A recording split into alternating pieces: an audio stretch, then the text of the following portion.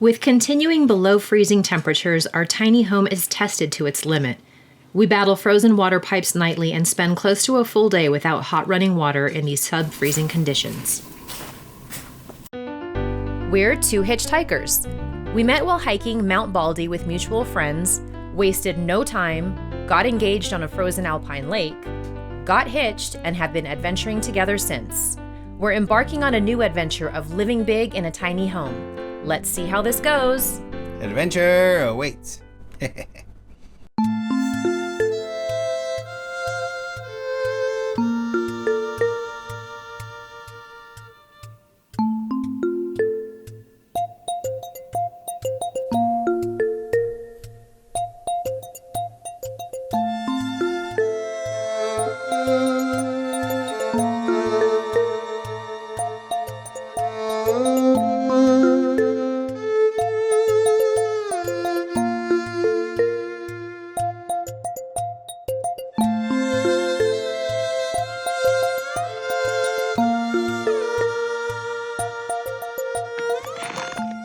Well, this week we've been dealing once again with more frozen pipes. This time it's with the house. And yeah, it's just kind of what happens when you have close to 2 weeks of sub-freezing temperatures. And even though we've insulated as much as we can around the pipes and did what we thought was necessary, we're still dealing with having to thaw things out in the morning. And we are dripping our water in the middle of the night, but it's just cold. So yeah, morning routine is kind of thawing everything out. Okay, so despite me pouring hot water over the water lines that enter the house with the tea kettle quite a few times, it is not thawing. We still don't have hot water in the house. So I've attempted to hook up the water hose to the exterior line coming from the shed, which does have hot water, and those are completely frozen. I cannot turn the knobs. So after quite a few different tries with different things, I have gone to Ruben's work to get his heat gun and attempted to melt what I could with that. Had no luck. So Ruben came home. He's super busy at work. As you can imagine, trucks are breaking down left and right, but he came home because we obviously need hot water, and he still had no luck.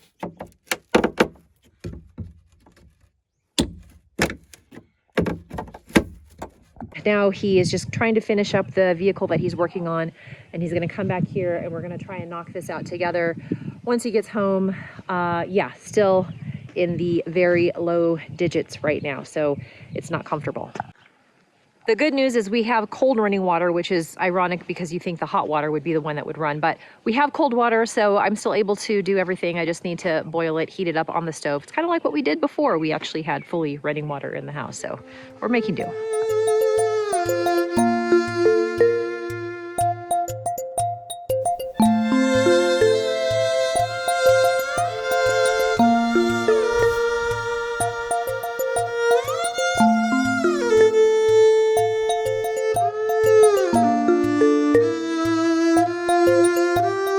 I'm here right now in our wood pile. We have plenty of wood that's ready to go, but because we've had such cold temperatures and there is so much humidity in the air, we have the frost or the fog freezing again. So there's a layer of frost over everything, and the surface of all of the processed wood also has this layer of frost. So we cannot put it into the wood stove right away. Otherwise it's going to get very smoky and just not catch very well.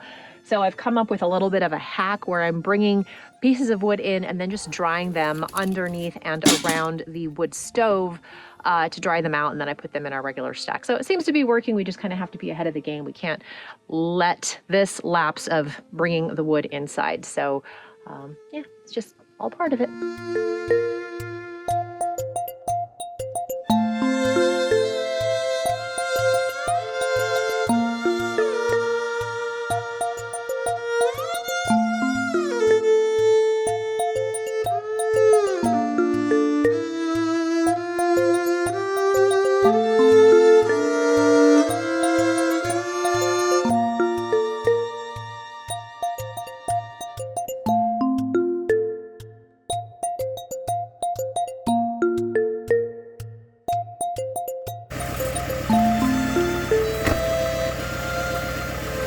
After a 13-hour day of hard labor outside, this is the last thing Ruben wants to work on in these conditions.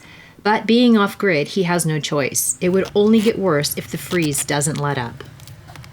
At this point, he's removed the insulation and applied heat to the lines in hopes of at least defrosting the lines connected to the hot water heater. He had success and is now reinstalling the insulation. To get these back on.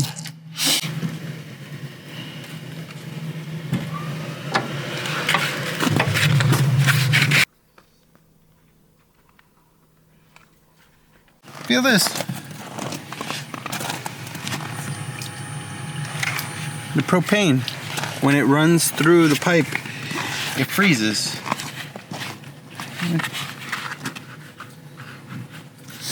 That explains a lot.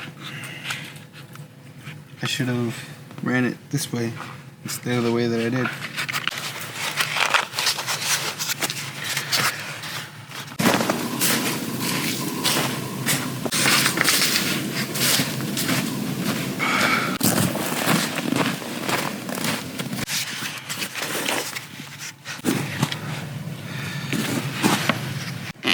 It's all fun and games until you're your own utility. I'm gonna try to build a box that goes from here out and then up the sides right here. 13 and a half. So we're going to be 13 and a quarter.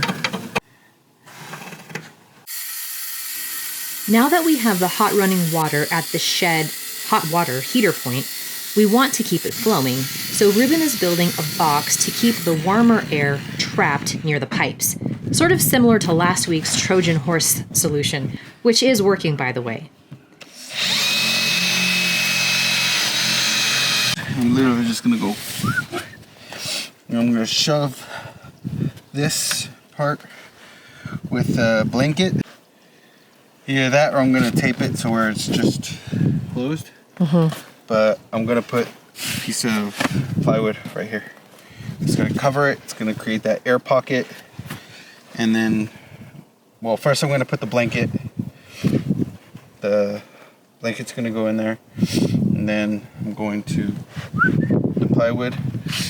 And it should be ready to go. Ooh, that wind is picking up. Girl, feel it. The good news is the temperature is rising. It was 14 and now it's 16 degrees. Figuring out the frozen hot water pipe situation to the house will be the next challenge to figure out.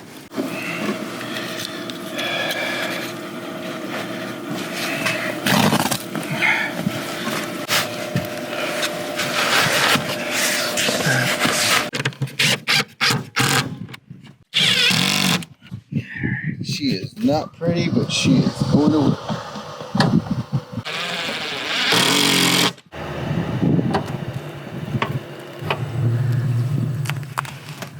Cheers. And this will help for the immediate.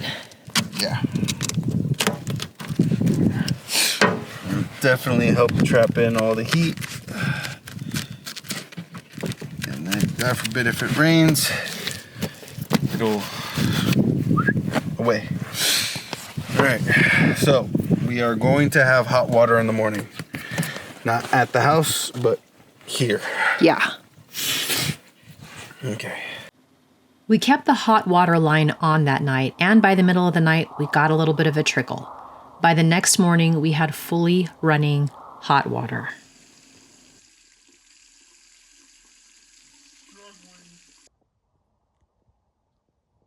Well, after all of that, our hot water is finally running. And as you can see, the snow is starting to melt. We are likely to hit 40 degrees today. We're hoping that's the case.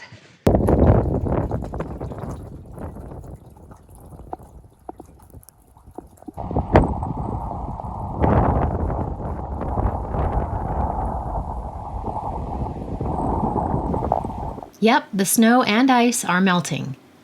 Even the plants are emerging. How they survive these temperatures, I have no idea. I know some need to be cold stratified, but it's still amazing to me.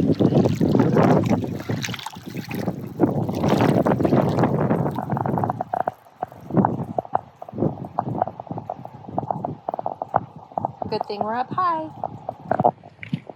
Apologies for the wind, but I just want to show the gravel that we have on our very long driveway. We are so thankful that we got it done. Had we not, this would have been a mess. Like this area over by the shipping containers.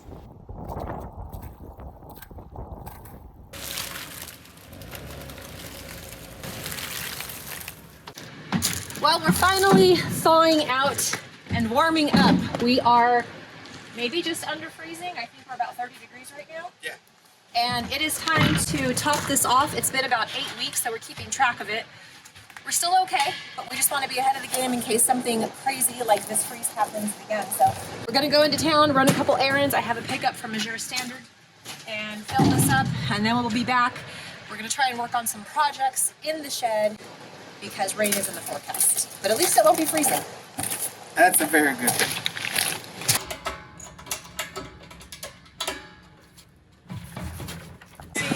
Thank you. And let's go.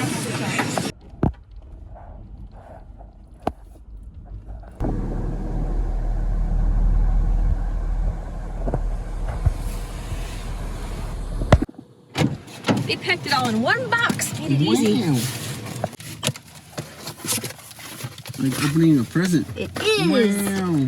We have our unbleached flour, flaxseed, millet. What was this? Oh yeah, popcorn.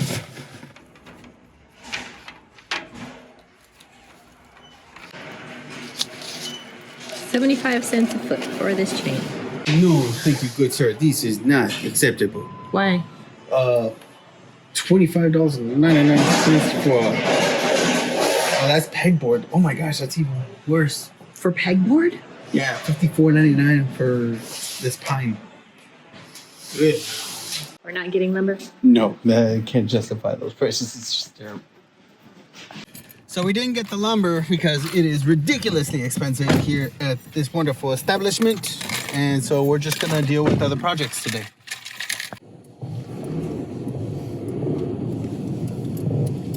Trailer's going whichever rut it wants to Feel pull. it sliding.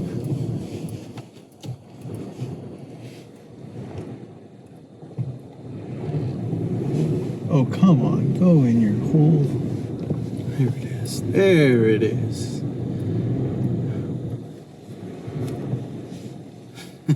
That was crazy. There's still a sheet of ice on it. Woo. Plan B. So, spring is on its way faster than I could say, oh my gosh. And, yeah, we got to put up lights for our little seedlings that we're going to be planting. And these simple 5 kilowatt bulbs are just going to do the job. So that's specifically for germination. If we just want the seedlings to, or the seeds to germinate into seedlings, we don't need special grow lights. We just need lights with the proper amount of lumens. If we were to actually keep things in here to grow, then we would get the grow lights, but that's not what we're interested in. Either way, we need to get these lights up so I can put seeds in little seed pots. Mm-hmm.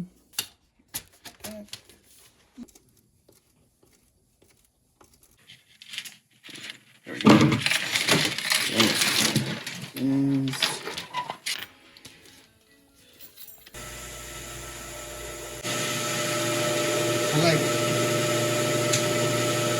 Okay, well, Ruben has finally set all this up. What I love about it is we can get down very, very low for the seeds to begin germinating. And then as they get a little bit bigger, I can use this handy dandy chain to lift up the lights as it starts to grow. Now, this is only to get the seeds started and turn them into seedlings. I will be planting small batches at a time depending on what their weather needs are. So I'm going to be starting first some celery because those take a very long time to germinate, as well as, what else was it? Artichoke I'm going to be starting, and some more onions because those also take a long time to germinate. Then once those are phased out and I'll be able to plant those, then I'm going to start with some of the Mediterranean herbs because those also take some time to germinate. Anyway, long story short, this is going to give us a little bit more time in our growing season because our springtime is very short. By the time our seeds actually start to get going, all of a sudden it's hot and half of them die. So hopefully this will enable us to have very strong little seedlings to be able to transplant, to be able to take that heat. So here's hoping, we'll see, but I'm very excited to get this started because last year we didn't do this. And considering we still had a pretty decent harvest, so hopefully this year we get maybe a bumper crop. We'll see. This is terrible. What is the least bad way, Ruben? So far, this is the least bad way.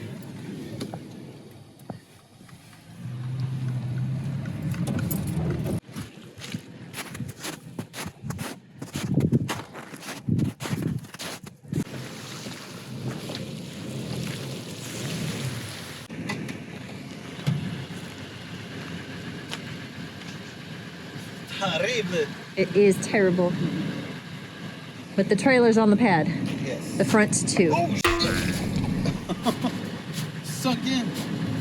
That was a deep hole.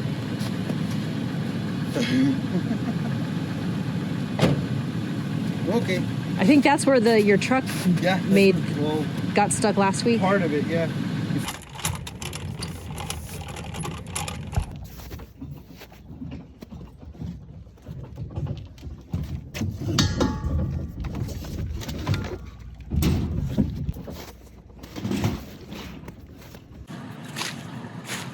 Did something burrow in there? Yeah.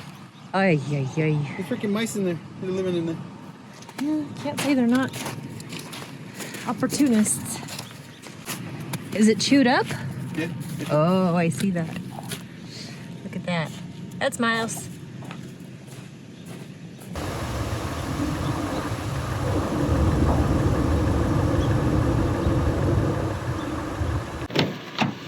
How you gonna get in? We're gonna jump in.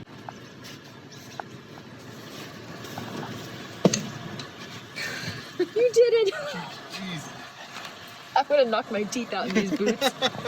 If I was just a tad bit younger with the 4x4, like with nice meaty tires, I would just have a ball over here. Oh man, but it's like the mudding capability here is so awesome. Like you have that little jump right there, you hit it with the truck and all of a sudden you're over there and then you're landing and then you're doing the donuts and then all the mud is flying everywhere. Soon. Crazy. And we're getting more rain. See, there was a reason that we had to put this in before the snow and the melt. So we parked the truck over there. Well, lights are on. Oh, they're off. Because we're not trying to encourage any more ruts than are necessary, and we are expecting rain, and We don't want to get stuck in the mud. Yeah, and we're driving out tomorrow early in the morning, so yeah. There's gravel mixed in there. Yeah.